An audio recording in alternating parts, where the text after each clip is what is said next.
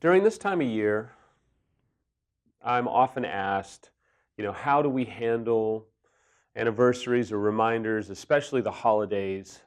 Should I try and buy presents? And, ultimately it's a time where you want to try and woo your spouse back. And so how do you do that?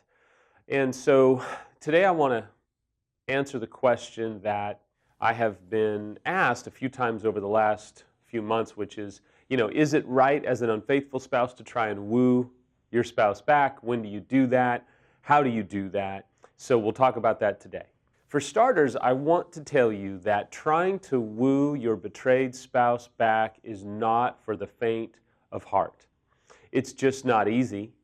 And if you do it for the wrong motives, and if you make a few critical mistakes, it can actually make things worse. It'll blow up in your face, and then you'll be so angry that you did it that you won't do it for a while, and then you'll be even more discouraged. How do I know these things? Because I've made those mistakes, and I can tell you exactly what it feels like when you try really hard and it blows up in your face, and then you're so angry that you even did it in the first place, and then all you do is get back on the treadmill of anger and bitterness and resentment. Ultimately, the question is, well, Samuel, should I do anything at all? Or should I just not do anything? Now, it's important to understand the timeline. First of all, if you're a couple of weeks in and the anger is off the chart and there's, talks of maybe separation or divorce or, chaos, it's difficult at that time unless the waters have calmed, there's no new information, there's no new bombs that have been dropped, and there's not going to be any new bombs being dropped of new information. And if things have started to settle out a little bit, then sure. I think a few weeks or so into it, yes. If it's a week, no. If it's 2 weeks, it really depends. If there's still new information coming out and it's a chaotic time, probably not. So it's not just a couple of weeks. It's not just, we'll wait a month. It really depends upon how the interaction is between you two. And answering the question of, should I just not do anything at all? Well, maybe if it's really early on, but doing nothing is one of the worst things that you can do because you are leaving a lot of unanswered questions out there. Do you even want to reconcile? Are you willing to reconcile? Are you willing to do what it takes? Do you even want your spouse? Now, your spouse who's betrayed may be shoving you back and giving you all kinds of messages of I hate you, and all this stuff. But that doesn't mean that they're not open to reconciliation. That means they're mad as hell and they don't know what to do with their anger and they're lashing out at you, which actually is a positive. I fear the day when a spouse just shuts off communication, disappears, and decides to not communicate with you at all. That's concerning because at that point you wonder, are they done? If they're lashing out at you, pursuing you, showing you all kinds of anger, they're still moving towards you. They're trying to connect. And as much as it may hurt like hell, it can be seen as a very big positive. Another disclaimer is you're going to be accused of trying to butter them up, manipulate them, make it all go away. You have to be prepared as an unfaithful spouse that your motives are going to be judged and purged. And if this is an attempt on your part as an unfaithful to just throw money at it, to just kind of make it go away, it'll blow up in your face. Some of you have the capabilities to go out and buy a brand new car. Don't do that. Maybe later. Don't do that. Some of you can go out and, buy the house that they've always wanted and all that kind of stuff. Don't do that yet. It's probably a little bit early for that. But it's not about throwing money at it. It's not about trying to butter them up. It's not about trying to make it go away. But it is about making an effort to find or speak their love language.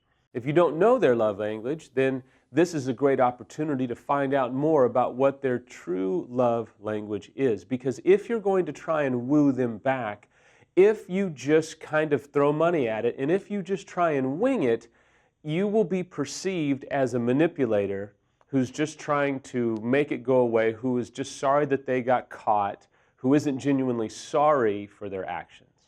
Another thing that you're going to be accused of is trying to find the quick fix, right? Well, I did this and so it should all be fine now. No, This is not about finding a quick fix. This is not about making it all go away. This is not about just making them happy. This is about communicating out of your heart how sorry you are and what you are now seeing that you didn't see a month, a year, however amount of time ago. This is about genuinely trying to convey your conviction, guilt, shame, sorrow, empathy, remorse for what you have done. And not just for what you've done, maybe for who you have been and what you have been like and all of the things that we talk about on this video blog all the time. So here's one of the things that I did for Samantha that really helped. Early on, our youngest was roughly 6 weeks old when disclosure happened. Yes, that was fiasco. So as we started to gain some ground about 3 or 4 weeks in, I made Samantha a CD with really telling songs by her favorite artists so that when she nursed our youngest in the middle of the night, I set up a radio or CD player and I put the CD in and I said press play, and it was all of her favorite songs and it was by some of her favorite artists, and she just absolutely loved it. But there was songs in there that were songs of apology and very meaningful songs, and then I wrote her a little nice note. That softened her because it was speaking her love language. It was communicating that I knew her, knew what she felt to a certain extent, knew what she was feeling, and was making an attempt to communicate out of my pain and get into her pain and kind of say, I'm sorry, but I see that you are hurting and are in diabolical pain, and I just want to be with you in your pain. Another thing that I did was I wrote to her all the time because conversation was toxic. The emotions would run high. I wasn't, healthy yet at any level, but I was trying, and we were still fighting through so much residue that I found, and to this day, when we fight or have difficulty communicating, I have found that when I write to her, whether it be in email form or a letter, that usually is far more palatable. So yes, very vulnerably, I would write poetry and still do all the time. I read about poetry and kind of did some studying on it, and then I just would be stupid sometimes and say, if it rhymes, it's going in it, and I would write heartfelt poems that would be very supportive, loving, kind, revealing of where I was, who we were, and who we could be. Rick tells the story of a gentleman who had multiple affairs and wrote his wife a sonnet every single day for several months, and she never opened one of them until I think somewhere around 12 months in. Every day he would write it and somehow send it to her. She never opened them. And then one day she started opening them, and it was a good moment. But you have to be prepared that your efforts may not be celebrated. Now, I'll come back to that critical juncture in a minute, but I want to give you a couple more things to do. I also, a few times, found out Samantha's favorite lunch, and I would have it delivered to her with a nice note.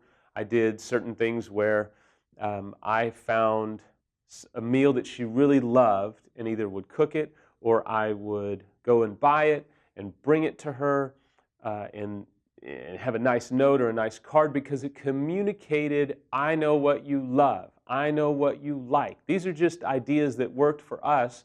For you, you may have some things that really work well for you. Here's a few things to not do. One of the worst things that you can do is to give and do this wooing and then have an expectation of reciprocation or a pat on the head or applause. If you do something, let's say you do something, you write this big poem, you send it to her, whatever you do, and then you come home or you have this moment and you're like, so, did you like the poem? Terrible mistake, because what you've done is you have given with an expectation that she's going to applaud you or that he's going to applaud you or recognize it and have this big, clapping moment. It's the worst thing that you can do because then you're making it about you. because you're giving and you're wanting them to applaud you for your efforts. It's so dysfunctional, but I did it all the time. Don't do that. You have to be willing to give. You have to be willing to do these wooings and be completely okay with little to no response. So if you're going to do this, all out of a desire to have it reciprocated or to be applauded or to be, have this complimentary reaction by them, don't do it. I would actually encourage you not to do it if that's going to be your goal, because it'll blow up in your face. It blew up in my face time and time again, because I would write this big poem or do something really cool, and I would say, so, what'd you think of the poem? And it would be a mess, because then I would get sensitive and I would feel rejection.